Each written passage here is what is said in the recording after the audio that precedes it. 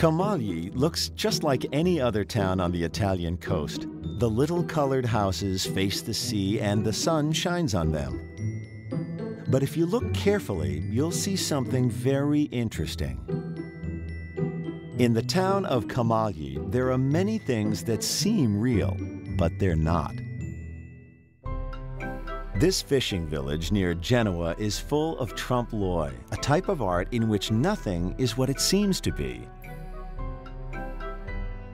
For example, in this particular village, windows open in solid walls.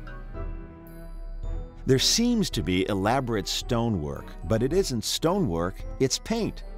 And while some flowers die, other flowers live for years. Why? Because they're painted on the building. In the past, Camagli's fishermen used to paint their houses in bright colors and unusual designs. They did this so that they could easily see their homes from the water. Then, in the 1700s, this style of art became a way to make small, simple buildings look grand and seem like they cost a lot of money. Now, there are still thousands of trompe l'oeil houses in this area, but only a few artists still paint them. Raffaella Stracca is one of these artists. She learned this style of painting from her grandmother. Raffaella uses a mixture of old and new methods to create her work. You find a lot of these painted facades in the area of Liguria, a lot. But for a while, it seemed like no one was doing them anymore. It takes a long time to become a good trompe l'oeil painter. Raffaella has worked for 20 years to be able to paint stone so well that it looks real, even if you're close to it. Like most painters, Raffaella learned trompe l'oeil from other artists, not in a school.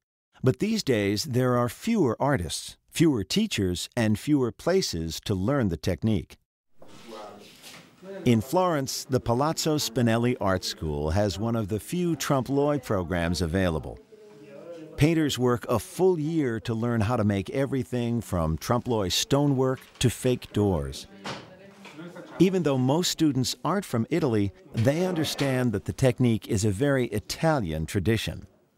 I haven't seen anywhere else in the world as much of trompe l'oeil and mural paintings as much as here in Italy. Carlo Pera is one artist who studied trompe l'oeil and made a business out of it. His customers are often people who live in small houses or city apartments.